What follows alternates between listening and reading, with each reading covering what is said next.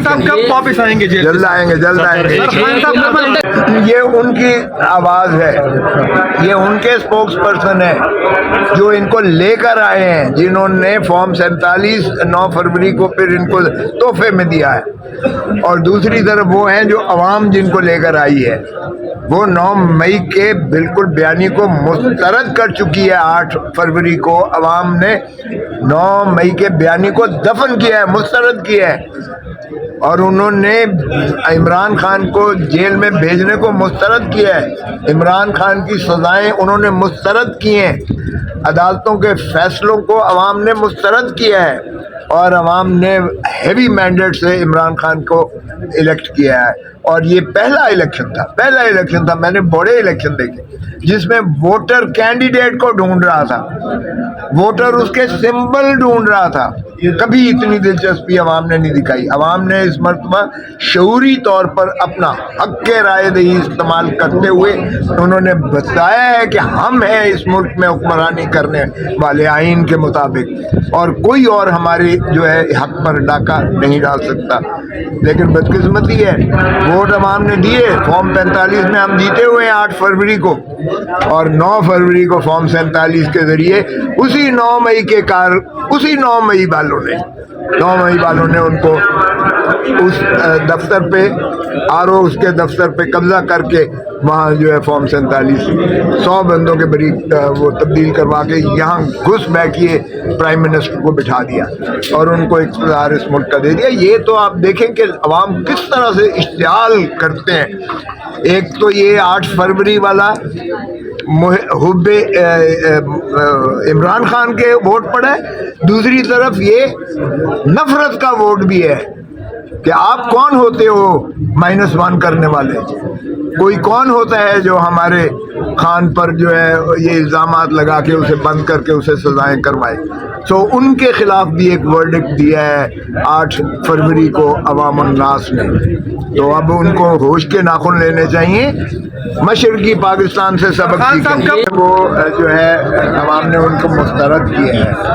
जब जिस शख्स को अवाम मुस्तरद कर दे वो हम समझते हैं घुस बैठिया है, उसका कोई हक नहीं है कि वो इन ऐवानों में बैठे, क्योंकि ये पवित्र ऐवान है।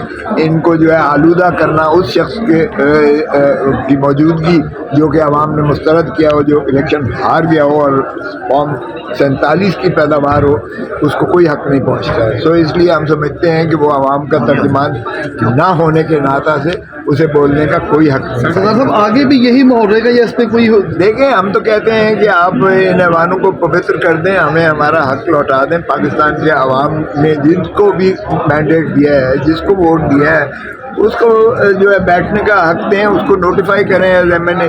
देखिए ये तो बड़ा सादा सा बात है।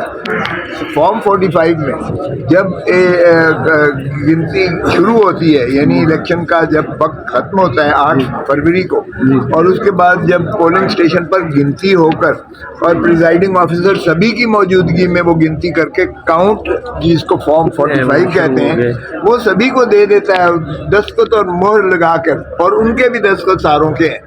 तो उस पर आप फैसला दे दें, उस पर जो है उनको मुंतखब कर दें। लेकिन वो जब भेजता है फॉर्म रिटर्निंग ऑफिसर के पास, मेरे 360 पोलिंग स्टेशन, 360 प्रिजाइडिंग ऑफिसर्स ने वो थैले बंद करके फॉर्म 45 दे दिया। हमारे जो पोलिंग एजेंट्स थे उन्होंने ले लिया, और बाकी जमातों वालों ने भी ले लिया। फिर वो बैग बना के वो भेजता है रिटर्निंग ऑफिसर को। रिटर्निंग ऑफिसर जो है वो उनको सिर्फ जमा करता है, वो 360 पोलिंग स्टेशन के नताइज को सिर्फ जमा करने का उसको क्या, वो जमा करने में वो जीतने वाले को हरा देता है, हारने वाले को जिता देता है। वहाँ बदकिस्मती से रिटर्निंग ऑफिसर पे के दफ्तर पे कब्जा कर लिया जाता है। रात सारी वो जो भी है वहाँ वो तब्दील करते हैं, नतीजा तब्दील करके जो है जीते हुए को हरा देते हैं, हारे हुए को जिता देते हैं। तो ये 9 फरवरी वाला हमें फैसला कबूल नहीं है। तो इसलिए 8 फरवरी में जिनको फॉर्म 45 दिया गया है, गिनती के बाद उसकी बुनियाद पर नतीजा दें, इन ऐवानों में आए, वो अवाम के जो है ज़ाहिर है पुलिस होंगे یہ کیونکہ عوام کے ووٹوں سے منتخب ہو کے آئے ہیں، ان کے کو عوام کا درد ہوگا، دکھ ہوگا. جو فراڈ سے اور اس طریقے سے آیا ہے اس کو تو پھر لوٹ مار ہی کرنی ہے. اس نے 3 مرتبہ شریفوں نے جو ہے اس ملک کو، دھرتی ماں کو لوٹا ہے. لوٹنے کے بعد پھر چوتھی مرتبہ آپ چاہتے ہیں کہ ہم ان کو پھر یہاں دے دیں سر کا تاج پہنا کر، اور ان کو جو ہے لوٹ مار کر کے پھر یہ لندن چلے جائیں اور پھر اور زیادہ اپنی دولتیں. سر اس طرح یہ اسمبلی چل پائے گی کہ نہیں چل پائے گی؟ اس طرح سے تو نہیں چلے گی. اگر اس طرح گھس بیٹھیے چور ڈاکو بیٹھ گئے لٹیرے، پھر نہیں چلنے. بھائی صاحب صدر کے حوالے سے آج کو انتخاب، اس کے حوالے سے کیا آپ کی رائے ہے، کیا کہنا چاہتے ہیں؟ دیکھیں ہم نے تو ایک چھوٹے صوبے کو نمائندگی دی ہے، ہمارے پارٹی کے تو نہیں ہے. اب یہاں تو باپ یا بھائی یا بیٹا یا بیٹی کو دیتے ہیں. یہ نون والے دیکھا ہے ادھر بندر بانٹ کی ہے. اس طرح بھی کبھی ریاستوں میں بنٹوارا ہوتا ہے. صدر بنا دو فلانے کو، وزیر اعظم بنا دو بھائی صاحب کو، بیٹی کو جو ہے وزیر اعلیٰ بنا دو، ابھی سمدھی صاحب کو وزیر خزانہ بنا دیں گے، حمزہ کو جو ہے کوئی اور دے دیں گے. تو یہ تو جاگیر ہمیں غلام سمجھا ہوا ہے یار. یہ تاج برطانیہ کا کیا تسلسل ہے کہ مغلیہ سلطنت کے یہ مہاراجے جو ہے ادھر سے تاج پوشی کے لیے تشریف لے آئے لندن سے، اور پھر یہ سمجھتے ہیں کہ ہم غلام ہیں. کیڑے مکوڑے ہیں عوام جو ان کی جو ہے تابعداری اور غلامی اور حکمرانی مانیں گے، تسلیم کریں گے.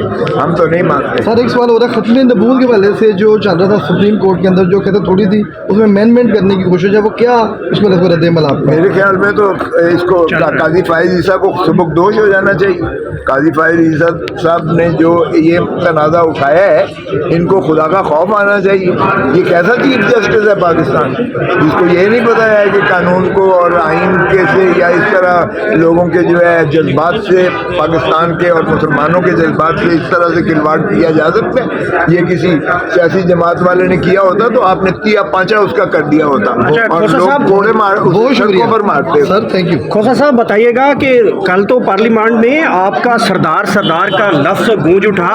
ایک بندے نے تو آپ کا لفظ سننا پسند نہیں کیا تھا. کل تو پورا پارلیمان سردار کے نعرے لگ گئے. او بھائی دیکھو، میرا تو جدی پشتی حسبی نسلی ہے. کوئی میں اپنا آج سے لکھنا نہیں شروع کیا. اور یہ تو قرآن شریف میں بھی ہے. اللہ تعالیٰ نے فرمایا اور ہم نے قبیلے بنائے تاکہ آپ کی پہچان ہو. او بھائی یہ قرآن میں لکھا ہوا ہے. پھر چیف جسٹس کون ہوتا ہے؟ قاضی فائز عیسیٰ کہنے والا کہ آپ اپنا نام کے ساتھ سردار کیوں لکھتے ہو؟ میں نے پوچھا ہے قاضی کیوں لکھتے ہو؟ آپ کہاں سے قاضی بنتے ہیں؟ میں نے پوچھا ہے کہ سردار آپ کا جو سینئر موسٹ جج ہے سردار طارق مسعود، وہ سردار کیوں لکھتا ہے؟ تو ظاہر ہے کہ پھر میری جو پارلیمان تھے اس میں تو شور ہوا کہ نہیں سردار لکھو اپنے نام کے ساتھ.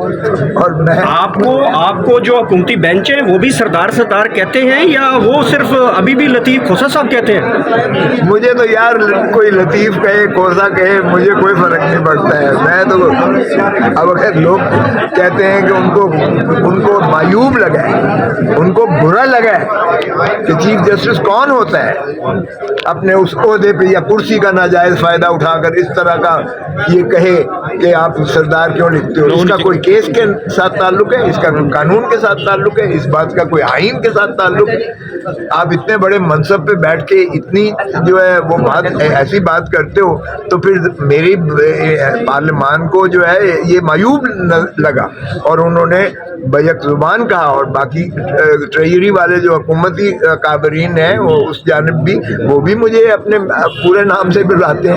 میرے شناختی کارڈ میں ہے، میرے پاسپورٹ میں ہے. میں کس جگہ سے اپنا اس کو سردار کو. اچھا کھوسا صاحب، آپ کو نیند آ گئی اور مسلم لیگ نون نے اس کے اوپر بڑی تنقید کی اور پنجابی میں انہوں نے کہا انہوں نے لاہور پہ جو تو انہوں نے دسو فارم 45 ہے. ارے بھائی آپ نے دیکھا کہ اب میں سارا جتنا مستعدی سے کرتا رہا، اب اگر ان کی تقریر میں نہیں سننا چاہتا یا وہ جو ہے بیچ میں سے وقفہ ہے تو میں نے کہا کہ فریش ہو جاتے ہیں. تھوڑا لٹل نیپ، شارٹ نیپ ناپ لے لیا. وہ تو اسکول میں بھی جب ہم ہوتے تھے تو ٹیچر کہتی تھی take a little bit of rest اور ڈیسک کے اوپر سر رکھ کے وہ کرواتی. اچھا کھوسا صاحب، آج 9 مئی کے حوالے سے پارلیمنٹ میں بڑی اہم تقریریں کی گئیں اور ایک آزاد جوڈیشل انکوائری کی جو ہے وہ بات کی گئی. کیا لگتا ہے کہ آزاد جوڈیشل انکوائری جو ہو پائے گی؟ دیکھیں یہ ایک تو یہ ہمیں جمہوریت کا بھاشن نہ دیں یہ جو اپوزیشن والے یا ماشاءاللہ دوسری جانب سے کہہ رہے ہیں. جمہوریت کی ان کو حرف ابجد نہیں آتی ہے.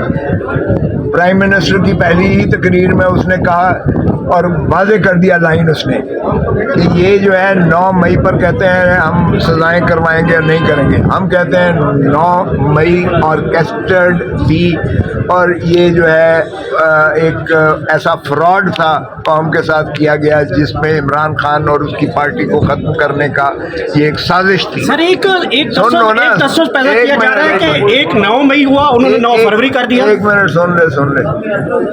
अब 2 डिवीजन आ गई बड़ी बातें। एक आ गई जो 9 मई के जो है हामी है, यानी